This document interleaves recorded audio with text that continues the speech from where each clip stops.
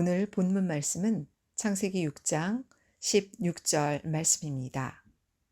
창세기 6장 16절. 거기 창을 내되 위에서부터 한 규빗에 내고 그 문은 옆으로 내고 상중하 3층으로 할지니라. 이는 하나님의 말씀이니라. 아멘. 오늘 이제 말씀의 제목이 위에서 한 규빗에 창을 내라 라는 제목으로 말씀을 상고하겠습니다. 우리가 이제 창문 생각하면은 떠오르는 게 어떤 것들이 떠오르실까요? 창문. 창문의 역할이 뭘까요? 네, 환기. 예, 환기 가장 중요하죠. 예, 환기라는 거는 뭘 바꾸는 거죠? 공기를 바꾸는 거예요. 공기를 바꾸는 이유는 네? 예, 더러워진 공기를 새 공기로 바꾸는 거죠.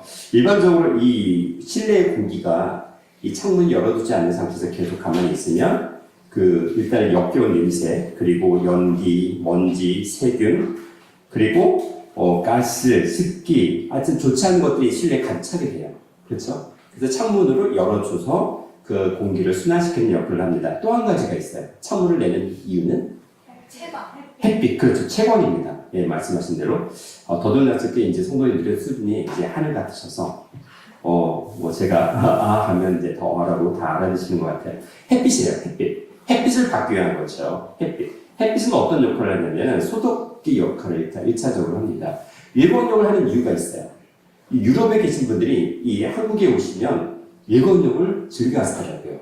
저희는 이제 햇빛을 가리려고 하는데, 그분들은 아예 드러내놓고 해수욕장에 갔는데 일광욕을 다 하세요. 이유가 뭘까요? 비타민 D. 일단은 이제 비타민 생성도 중요합니다. 일광소독이라는 말이 있어요. 일광소독. 그 햇빛의 그 자외선으로 유해한 그 세균들을 다 없애는 역할을 한다고 합니다. 그것이 일광소독이라고 일단 얘기를 하는데, 햇빛은 이런 것뿐만 아니라 광합성을 통해서 우리의 모든 에너지원을 만들어내는 역할을 하죠. 우리가 먹는 것, 입는 것, 이 땅에서 누리는 그 모든 것들이 광합성에 의해서 그 생명체를 먹여 살리는 역할을 합니다. 따라서 인간의 삶에 있어서 햇빛이 없으면 인간은 결과적으로 죽을 수밖에 없는 그런 상황을 가져오게 됩니다. 우리가 쓰는 에너지원이 여러 가지가 있어요. 지난번 말씀드린 타르 역청 관련해서도 석유와 석탄 그 모든 것들이 결국 햇빛이 없으면 만들어질 수가 없다는 겁니다.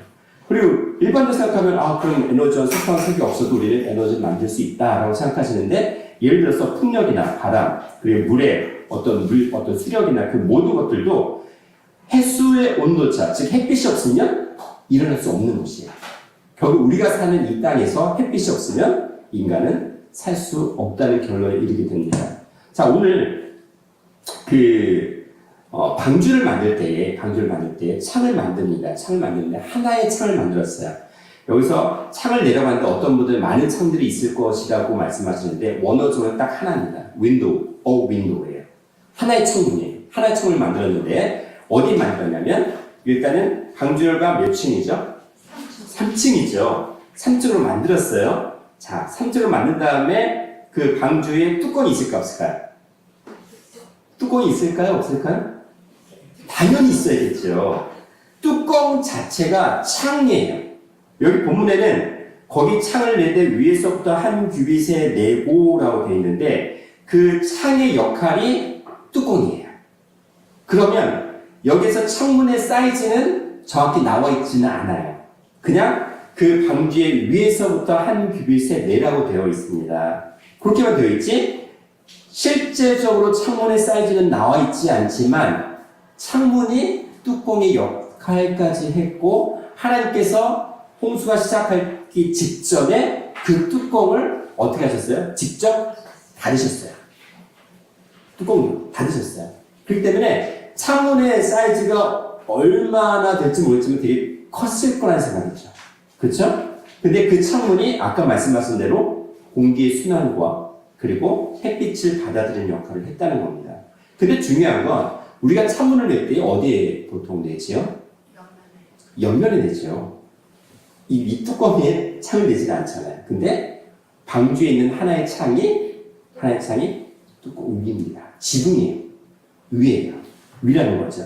자, 중요한 건 뭐냐면, 방주가 만들어질 때 창문은 언제 만들어졌을까요?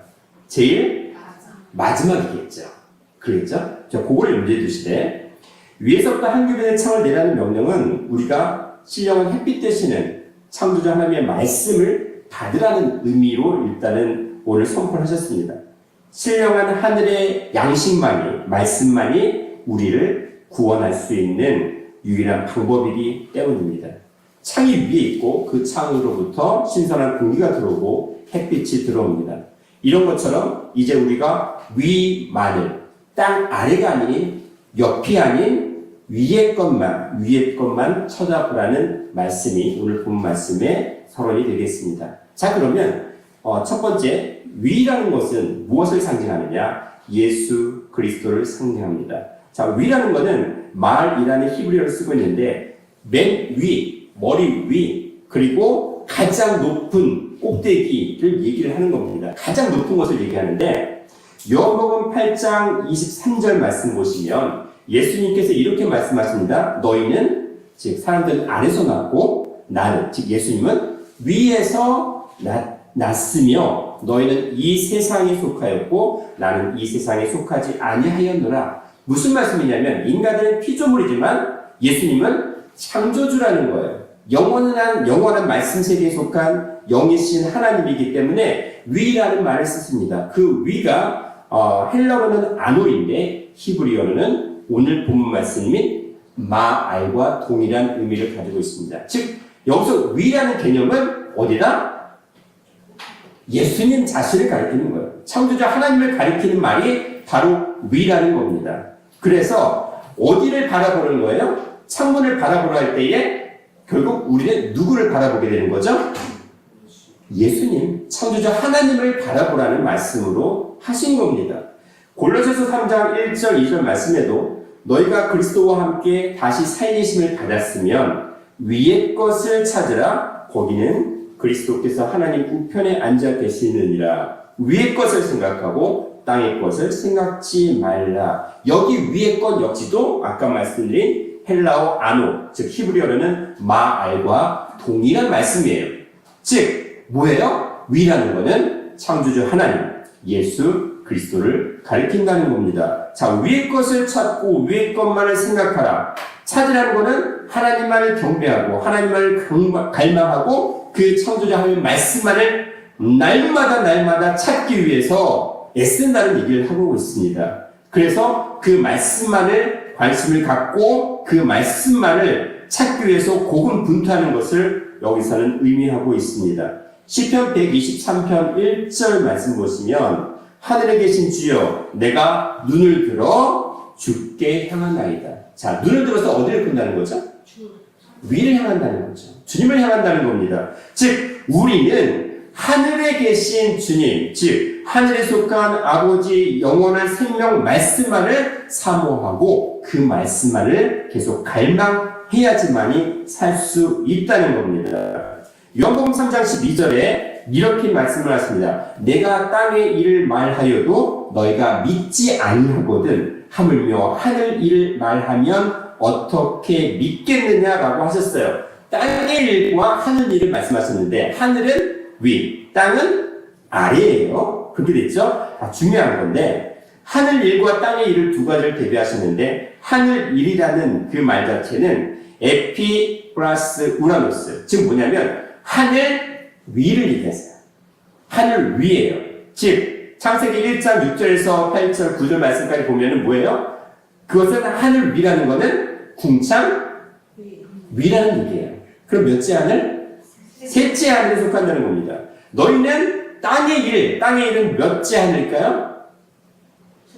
첫째 하늘, 1층이죠. 궁창을 만드시고 궁창을 하늘이라 칭하셨고 궁창 아래의 물과 궁창 위의 물을 만드셨다고 창세기 1장 6절에서 8절에 말씀하셨습니다. 그런데 요한복음 3장 12절에서는 하늘 일을 말하려고 해도 너희가 땅의 일까지 얘기를 해서 하늘 일을 말하려고 했는데 땅의 일조차도 깨닫지 못했다는 거예요. 그러니까 1층 하늘의 그 생명의 말씀 세계를 너희가 깨닫지 못하는데 어찌 3층 세계의 셋째 하늘의 세계를 깨달을 수 있겠냐는 거죠. 근데 오늘 노아 방주 속에서는 뭐라고 말씀하시는 거예요? 셋째 하늘을 빈 그 창문, 그 위에 창문을 내라고 되어 있습니다. 창문이 있어야 우리가 어떻게 되는 거예요? 공기순환도 되고 햇빛을 받을 수 있는 것처럼 영원한 변화세계의 말씀을 받을 수 있다는 거예요. 그렇다면 우리는 어떻게 돼요? 우리의 각자 노아 신령한 방주인 우리 각자의 창이 어디로 열려 있어야 돼요? 위에 열려 있어야 됩니다. 위에. 자, 그러면 한번 생각해 보겠습니다. 방주의 창이 옆에 나 있다고 생각해 볼게요. 자, 홍수가 시작됩니다. 40일 동안 밑에 지각 변동에서 밑에 물이 전부 다 솟아났습니다. 지구 속 밑에 있는 그 땅 속에 있는 물들이 다 솟아 올랐어요. 그리고 하늘에서도 하늘의 물이 좀 쏟아 내렸습니다. 위와 아래에서 물이 쏟아 내립니다. 그러면 사람들이 어떻게 돼요? 노아 식구 8명 말고는 난리가 났겠죠? 그 죽음에서 살려달라고 아우성을 치겠죠? 죽어가면서 난리가 났겠죠? 창문을 옆으로 냈습니다. 그 모습을 볼 수밖에 없어요. 자, 그럼 노아와 그 식구들은 어땠을까요? 그 마음, 심정이? 요동칠 수밖에 없어요. 40일 동안 위아래 쏟아 부었습니다. 그것을 보고 사람들의 심령이 어떻게 했을까요? 흔들릴 수밖에 없어요. 예수님께서 바다 한가운데 있는 제자들에게 걸어오셨어요. 물 위로 걸어오셨어요. 그래서 베드로가 예수님이네? 처음에 귀신이라고 생각했어요. 근데 예수님이야. 나도 똑같이 걷게 달라고 했습니다. 처음에는 물 위를 걸었어요. 그 걸은 조건이 뭐예요? 예수님만 바라봤을 때만 물 위를 걸었어요. 그런데 그게 갑자기 파도가 일렁이는 것을 보자마자 어떻게 됐어요? 빠졌습니다. 우리가 세상에 요동하는 바다, 세상에 이 모든 출렁이는 것들을 생각하면은 그게 두려우면 신앙생활 할 수가 없어요. 자, 우리가 사방이 다 막혔다고 생각하면은 어디를 바라본다고 하죠? 사방이 막히면은 뚫린 곳에 하늘밖에 없다고 하늘만 바라본다고 하는데 우리는 어디를 바라봐요? 세상을 봐요. 그렇죠? 코로나로 인해서 교회가 문 닫는 상황들도 있고 사람들이 다 못 나옵니다. 어디 놀러 가는 것, 식사로 가는 거는 안전하다 생각합니다. 근데 교회 나오는 건 위험하다고 생각해요. 세상을 점점 그렇게 만들었어요. 점점점. 왜? 못 오는지. 자, 그러면 교회가 문을 닫습니다. 예배를 못 드리게 합니다. 사는 마음 가운데 말씀을 중요시 여기지 않습니다. 그냥 교회 나오는 건 그냥 언제나 뗄 수 있고 부착할 수 있는 액세서리처럼 여기는 거예요. 끝까지 남는 자가 몇 명이 있을까? 노아 홍수 때 수많은 인구들이 있었을 때 단지 8명밖에는 구원받은 자가 없었어요. 자, 마지막 때 인자임하고 노아 때가 같다고 했는데 지금 이때는 어떨까요? 남는 자가 많지 않다고 했어요. 인자가 올 때에 믿음을 보겠느냐 하셨거든요. 오늘 노아를 통해서 우리에게 말씀하시는 것은 무엇이냐면 옆에 천문 이 세상을 바라보지 말라는 것입니다. 땅의 것을 바라보지 말라는 것입니다. 오로지 말씀만을 바라보라는 거예요. 말씀만을 붙잡고 가라는 거예요. 그 말씀을 깨닫는 것이 우리가 구원받을 수 있는 유일한 길이라고 오늘도 말씀하고 있습니다. 크게 두 번째로 위의 것은 하늘이신 예수님의 분량까지 자라가라는 겁니다. 자, 우리가 노아의 방주의 규격이 창세기 6장 15절에 보면 장이 300규빗, 광이 50규빗, 그리고 높이가 30규빗이에요. 근데 지금 창세기 오늘 본 말씀 창세기 6장 16절에서는 뭐라고 하셨어요? 높이가 30규빗이잖아요. 근데 위에서부터 한 규빗이니까 한 규빗 되는 곳에 어떻게 돼요? 창문을 만들었습니다. 그렇죠? 그렇다면은 어느 높이에 있는 거예요? 29규빗. 총 길이가 높이가 30규빗이니까 위에서부터 한 규빗이니까 29규빗에 해당이 되는 거죠. 그렇죠? 자, 그러면 아까 말씀을 드린 대로 방주의 창문은 천장인 거예요. 천장을 방주로 만드셨다는 개념인데, 자, 그럼 이 말씀은 무슨 말씀이냐면 제가 지난번에 말씀을 드렸던 것처럼 30규빗에 해당하는 것은 성자이신 예수님을 나타낸다고 말씀을 드렸어요. 왜냐하면 이 고라는 개념 자체는 히브리어로 코마라고 합니다. 코마는 높이, 키에 해당하는 건데 우리가 달리 다 굼할 때 그 굼이 쿰이라는 얘기인데 이 코마는 바로 쿰에서 나왔어요. 쿰은 일어나다는 개념이에요. 일어나는 거예요. 성취해지는 거고 명백해지는 거예요. 확고해지는 겁니다. 그리고 상승되어지고 확인되어진다는 개념을 가지고 있어요. 뭐냐면 30이라는 개념은 완전히 성취되어져서 명백해지고 확고하고 뚜렷한 것을 얘기하고 있습니다. 그래서 예수님께서는 누가복음 3장 23절에 30세의 가르침을 시작하셨다고 되어 있어요. 공생애를 시작하신 겁니다. 그런데 중요한 건 누가복음 2장 52절에 누가복음 3장 23절에 있는 30세가 나오기 전에 예수는 그 지혜와 그 키가 자라가며 라고 되어 있습니다. 그러면서 하나님과 사람에게 더 사랑스러워 가시더라 라고 되어 있어요. 그 키가 바로 고리에 해당하는 그 코마인데 헬라어는 헬리키아라고 지난번에 말씀을 드렸습니다. 이것은 성숙함, 완전함, 확고함, 이를 가리키는 말이에요. 그럼 뭐냐면 예수님께서 모든 키가 자라가고 지혜가 자라간다고 하시는 거예요. 무엇을 말씀하시는 거냐면 우리가 어떻게 해야 된다? 인간인 우리가 예수님의 분량까지 온전히 자라가야 됨을 말씀하시는 걸 30으로 우리에게 암시해 주신 겁니다. 예를 들어서 마태복음 6장 27절에 너희 중에 누가 염려함으로 그 키를 한 자나 더할 수 있느냐라고 하셨어요. 한 자가 나옵니다. 하나. 근데 그 키를 한 자나 더할 수 있느냐. 걱정, 근심으로는 우리가 예수님의 분량으로 자라갈 수가 없다는 겁니다. 걱정, 근심으로는 우리가 완전한 성숙한 자가 될 수 없다는 겁니다. 신앙적으로, 영적으로. 그럼 뭐예요? 말씀만이, 우리에게 선포하신 말씀만이 우리를 예수 그리스도의 분량까지 완전하게, 충만하게 자라갈 수 있다고 하신 겁니다. 그래서 에베소서 4장 13절, 14절 말씀에 우리가 다 하나님의 아들을 믿는 것과 아는 일에, 즉 온전히 깨닫는 일에 하나가 되어서 온전한 사람을 이루어라고 되어 있어요. 온전한 사람, 완전한 사람을 인정하시는 하나님의 말씀은 무엇이냐면 예수 그리스도의 장성한 분량이 충만한 데까지 이르리니, 즉 자라간다는 말씀입니다. 그럼 예수 그리스도의 장성한 분량이 충만한 데는 뭐예요? 고가 30이었으니까 30규빗이에요. 그쵸? 그 30에 해당하는 예수님께서 우리에게 주시고자 했던 구원의 말씀을 우리가 다 받아 먹어서 완전히 깨닫는 자가 될 때 하나님께서 온전한 사람이라고 인정하신다는 겁니다. 그 14절, 에베소서 4장 14절에 이는 우리가 이제부터 어린아이가 되지 아니하며 라고 되어 있어요. 어린아이가 아니라는 거예요. 고가 30대는 예수의 분량까지 그 말씀을 깨달아 알는 것이 바로 어린아이가 되지 않고 장성한 자가 되는 건데, 장성한 자가 되면 어떻게 되느냐? 사람의 교술과 간사한 유혹에 빠져 모든 교훈의 풍조에 밀려 요동치 않게 하려 함이냐.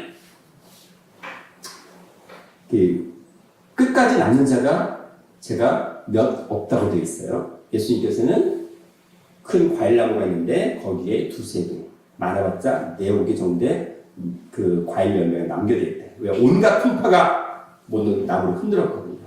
지금 교회라는 나무를 다 흔들고 있습니다. 신앙이라는 나무를 다 흔들고 있습니다. 우리의 말씀의 생명나무의 그 자라가는 뿌리된 자라가는 그 과정을 지금 세상을 계속 흔들고 있습니다. 세상 풍조 위에서, 세상 바다 위에서, 그 파도 위에서 두려움 때문에 완전히 흔들려서 신앙이 제껴지고 있습니다. 사라지고 있습니다. 이때 우리에게 하시는 말씀입니다. 예수 그리스도의 장성한 분량이 충만한 데까지. 그거를 지금 강주에서는 위로부터 한 규빗이라고 되어 있어요. 자, 그러면 위로부터 한 규빗이에요. 근데 왜 한 규빗일까요? 왜 한 규빗일까요? 이왕이면 그냥 뭐 최소한 3규빗 정도 안정적으로 간다던가 그런 게 있으면 좋을 텐데 위로부터 한 규빗이에요. 구조적으로는 말이 안 되는 이야기입니다. 왜 한 규빗일까요? 한 규빗은 제가 6손바닥에 해당하는 제가 이제 물론 이제 한 규빗 자체는 45.6cm 해당이 되는 거지만 나라마다 근데 시대마다 그 사이즈가 다를 수 있습니다. 왕궁에서 쓰는 것은 55cm라는 얘기도 나와요. 그리고 에스겔 성전에서는 7손바닥에 해당하는 한 규빗에 한 손바닥 더한 길이가 나옵니다. 중요한 건 여기서 한 규빗은 6손바닥에 해당하는 길입니다. 이 손바닥은 요 길이로 6개 있을 때 한 규빗이에요. 자, 그럼 왜 한 규빗에 해당하고 있을까요? 위에서부터 한 규빗. 위에서부터 한 규빗. 보세요. 아까 제가 위는 하늘 위라고, 셋째 하늘이라고 말씀을 드렸습니다. 자, 그러면 위에서부터 한 규빗이면 그 한 규빗에 해당하는 그 창문은 6손바닥에 해당하는 거죠. 그렇죠? 그러면 사람을 나타내는 거예요. 유고. 사람은 창세기 1장 26절, 27절에 6일날 창조를 받았어요. 6일날 지음을 받았는데 6일날 지음 받은 인간이 7째 날 안식, 영원한 안식에 들어가지 못하고 타락했어요. 그렇죠? 그냥 6에 머문 거예요. 그러면 인간의 영과 혼과 6이 타락했기 때문에 요한계시록 13장 17절, 18절 뭐가 되어 있어요? 그래서 인간의 짐승의 수는 인간의 수인데 666이라고 말씀하신 거죠. 자, 그러면 6은 뭐예요? 타락한 인간의 수입니다. 거기에 타락한 인간의 수예요. 자, 그러면 타락한 인간의 수를 극복하게 셋째 하늘 넘어가는 그 과정 중에서 우리가 타락한 인간의 수의 창문을 통해서 우리가 마지막 한 손바닥의 말씀이 뭐예요? 그것이 바로 영원한 생명의 말씀입니다. 태양 대신 하나님의 말씀이에요. 그 말씀을 받아야 그 다음 6을 뛰어넘어 안식 세계에 들어갈 수 있다는 말씀을 하신 게 아닐까요? 그게 세 번째로 한 개의 창문은 정오의 빛 되신 예수님을 상징합니다. 우리가 이 창문에 해당하는 히브리어가 초하르라고 해요. 초하르가 창문인데 이 창문 자체가 뭐냐면 정오의 빛이라는 겁니다. 우리가 아까 창문이 필요한 거는 채광 때문에 했죠. 햇빛을 받아야 되는데 어떤 빛을 받아야 되는 거예요? 정오의 빛. 그림자가 없고 변함이 없는 그런 위에 내 머리 위에 계시는 영원한 태양 되시는 그런 하나님의 말씀을 받아야 된다는 것이에요. 갑절의 빛이에요. 대낮입니다. 영원한 그림자가 없고 죽음의 사망의 그림자가 없는 영원한 생명의 말씀의 빛을 받는 것이 바로 여기서 말씀하는 창이에요. 창이라는 말이 할론도 있고 일반적으로 여러 가지 말이 있는데 노아의 방주의 창에 있어서만은 정오에 해당하는 초하르라는 단어를 사용했어요. 일반적인 창을 쓰는 단어가 아닙니다. 초하르가 창이에요. 근데 중요한 건 이 초하르의 창이 어떤 거냐면 정오에 해당하는 그 빛이라는 겁니다. 예수님께서 사마리아 여인을 만나셨습니다. 요한복음 4장 5절 7절 말씀 보니까 때가 제6시쯤 될 때에 예수님께서 야곱의 우물 곁에 머물러 있으면서 그 여인을 기다렸어요. 그 제6시라는 게 오늘날의 시간을 보자면 6시를 더해서 12시 정오입니다. 정오에 때약볕이 쬐는 그 정오에 사마리아의 여인을 만나서 내가 바로 너에게 주는 물이 있는데 그 물은 무엇이냐? 내 속에서 영생하도록 솟아나는 샘물이 되게 하겠다. 너희 속에서 영원한 생명의 말씀이 주어지는 그 말씀의 물을 네가 먹으라는 거예요. 그러면서 예수님께서 정오의 신앙으로 그 여인, 사마리아 여인에게 말씀을 선포하시고 내가 바로 메시아다. 내가 그러하는 얘기를 요한복음 4장 24절에서 26절에 말씀을 하셨습니다. 자, 그러면서 요한복음 11장 9절 11절에 낮이 12시가 아니냐라고 하셨어요. 그러면서 사람이 낮에 다니면 이 세상의 빛을 봄으로 실족하지 아니한다고 되어 있어요. 낮이 12시간 두 가지 의미가 있다고 말씀을 드렸습니다. 낮이 12시간이다라는 개념과 동시에 정오의 신앙을 두 가지 의미를 한다고 되어 있습니다. 낮에 12시의 신앙, 그 낮의 신앙, 햇빛이 내 머리 위에 있으면 그 그림자가 없다는 거예요. 실족하지 않는다는 겁니다. 두려움이 없다는 겁니다. 그래서 밤에 다니면 빛이 그 사람 안에 없는 거로 실족하게 됩니다. 낮의 신앙이 있으면 어떻게 돼요? 실족하지 않는다고 되어 있어요. 우리가 우울증 환자들이 있습니다. 우울증 환자들은 특격이 뭔지 아세요? 네? 햇빛이에요. 그 산책을 주로 많이 권유를 해요, 의사들이. 약 먹는다고 되지 않아요. 제가 우울증 환자 몇 분을 뵀는데 이 폐쇄공포증이 있습니다. 폐쇄공포증이 있는데 가장 위험한 건 뭐냐면 폐쇄공포증 찬물을 열잖아요. 어떻게 하려고요? 뛰어내리려고 해요. 되게 위험해요. 그래서 자살하신 분들이 많이 있어요. 자, 근데 그 우울증을 치료하는 것 중에 유일한 부분이 뭐냐면 햇빛이에요. 약은 약으로는 치료되지 않는다. 햇빛을 보고 산책하는 것을 권유를 많이 하세요. 자, 우리가 이 인류 역사가 사망의 세상 속에서 우리가 살아날 수 있는 방법은 뭐예요? 영화신 생명의 말씀, 정오의 빛, 사망의 그림자가 없는 그 말씀의 빛을 받아 먹어야 된다는 말씀이십니다. 시편 37편 5절 6절 말씀에 너의 길을 여호와께 맡기라. 우리의 삶의 그 모든 짐을 여호와께 맡기라. 저가 맡기면 저를 의지하고 이루신다고 하시면서 6절에 내 의를, 즉 예수 그리스도를 믿는 그 의를 빛같이 나타내시는데 그 내 공적인 의를 정오의 빛같이 하시겠다고 하셨습니다. 정오의 빛이에요. 사망의 그림자가 없는 영원한 하나님의 말씀의 빛으로 내 의를 드러내시겠다고 하셨는데 여기 정오의 빛이 바로 아까 말씀드린 초하루입니다. 각자 우리가 믿는 그 신앙에 나의 모든 짐을 여호와께 맡기는 그 말씀에 의지하는 그 모든 것이 바로 공의인데 그림자가 없는 정오의 빛같이 하시겠다고 되어 있습니다. 사울이 아그리파 왕에 서기할 때도 이렇게 말씀하셨어요. 때가 정오가 되어, 때가 정오입니다. 정오의 누군데 하늘로서 해보다 더 밝은 빛이 나와 내 동행들을 둘러 비치는지라. 이 보이는 태양이 아니라 해보다 더 밝은 빛, 정오의 빛이 바로 사도 바울을 비춤으로 예수님을 핍박했던 그 사도 바울이 예수님을 위해서 순교의 자리까지 이르게 되었습니다. 아까 정오의 빛은 제가 히브리어로 초하르라고 말씀을 드렸는데 이 초하르는요 동사형으로 차하르라고 합니다. 차하르. 정오의 빛이라는 게 참 특이한 게 낮 12시의 빛이잖아요. 그림자가 없잖아요. 근데 동사가 차하르라고 했는데 이 차하르가 무슨 뜻이냐면 기름을 짜다는 얘기예요. 기름을 짭니다.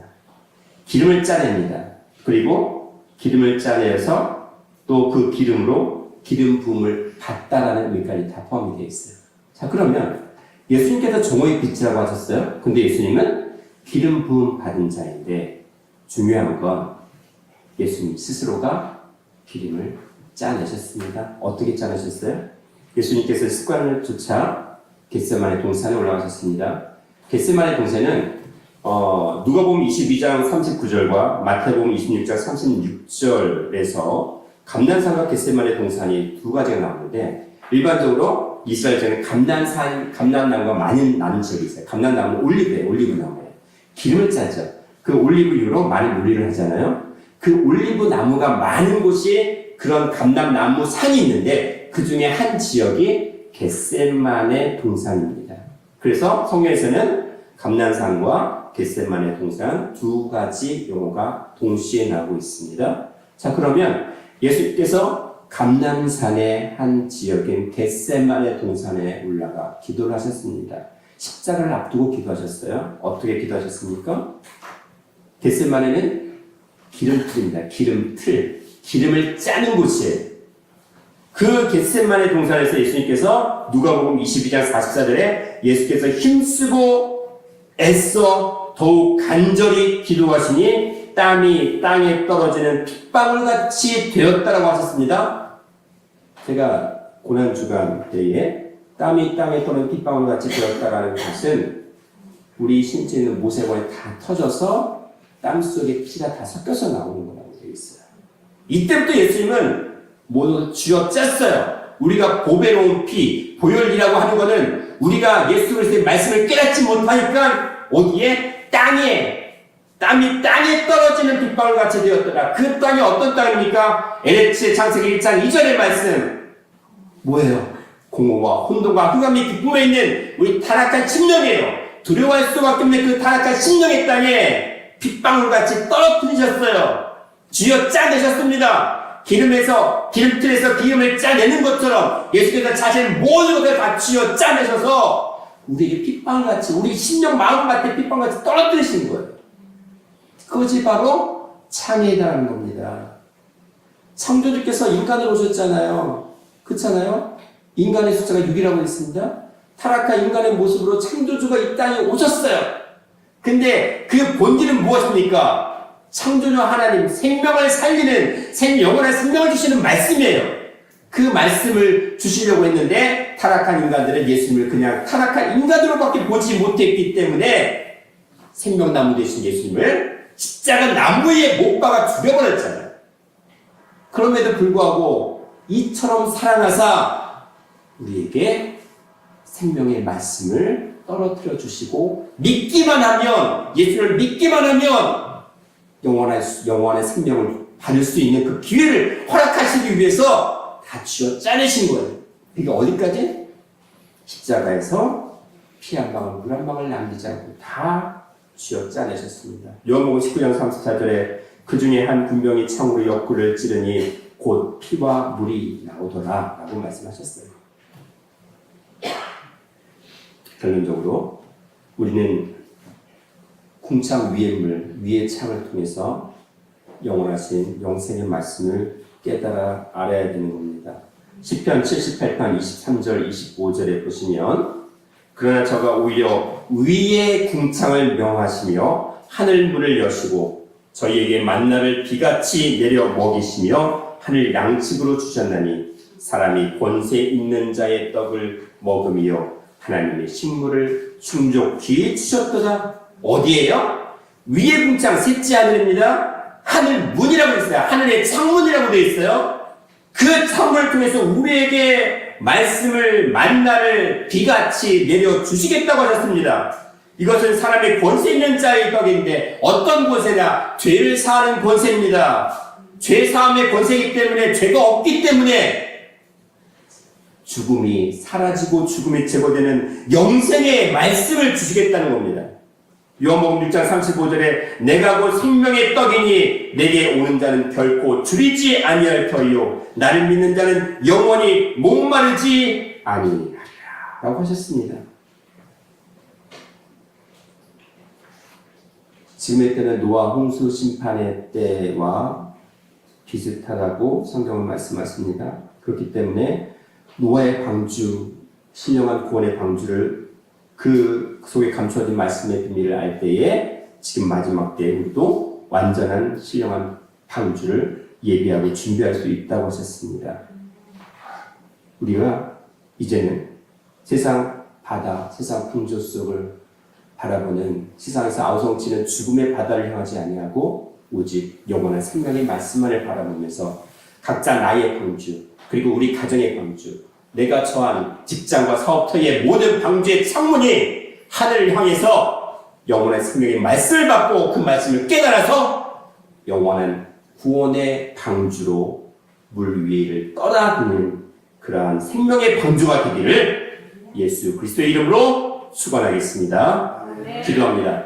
사랑과 은혜가 충만하신 하나님 아버지, 오늘도 우리에게 대초의 말씀의 빛을 허락하시고 그 말씀을 통해 우리가 사망에서 벗어나 셋째 하늘에 속한 생명의 양식을 먹고 깨달음으로 말미암아 영생의 열매를 맺을 수 있는 기회를 허락하시니 감사를 드립니다. 이제 더 이상 이 땅을 바라보는 것이 아니라 위의 것을 바라보며 위의 말씀인 셋째 하늘의 영생의 말씀을 온전히 깨달아 온전히 영원히 구원받는 더 좋은 약속의 모든 성도들이 되기를 주님의 이름으로 축원드리며 또한 예수의 이름만을 붙잡고 끝까지 나아가 아버지께 온전히 이룰 수 있는 그러한 모든 신령한 방주들이 되게 하여 주시옵소서. 감사드렸고 사랑과 은혜가 충만하신 예수님 이름 받들어 기도드리옵나이다. 아멘. 감사드립니다. 함께 영광 받고 오겠습니다. 감사합니다.